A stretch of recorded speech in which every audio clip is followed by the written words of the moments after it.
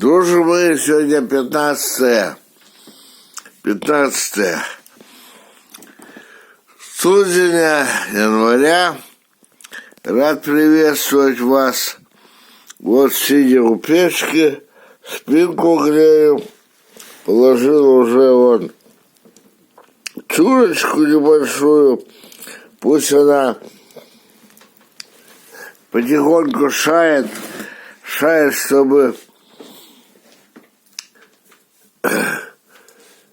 сильно не нагревалась кирпичи и чтобы не трескались.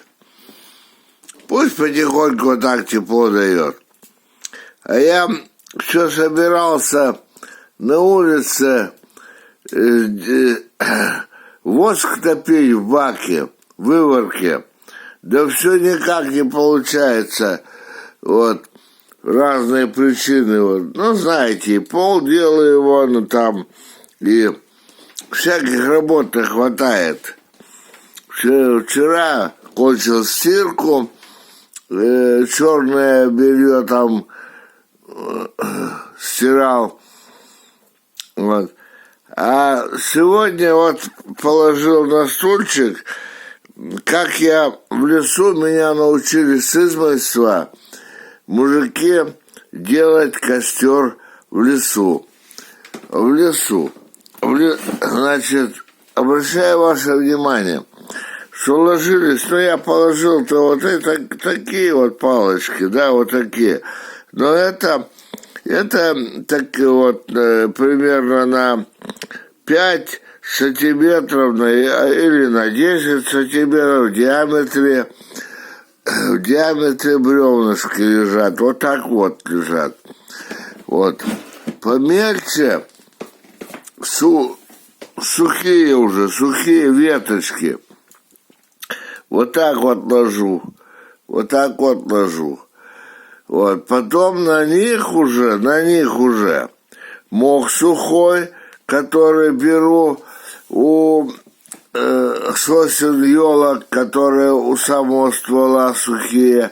Вот. Но немножко, у меня его сейчас нету, немножко. Но обязательно, что вот так вот делал, вот так вот. Вот. Почему? Потому что сейчас объясню. Вот. Вот так вот. Потом вот эти лучины, ну, обычно топориком раз сосны. Потом эту кору вот так вот ложь, а потом лучину еще вот так вот. Обратите внимание. Поняли, да? Лучина, начиная с кору, тут берешь другую, вот, другую зажигаешь, подсовываешь, это воспламеняется, она крутится вокруг этой. И тут уже ветки сухие. Все, костер горит. Зимой единственное лыжей раз до земли и то же самое. И получается вот этот коридорчик, вот, тяга, как в печке. Ну, пока, до побачення.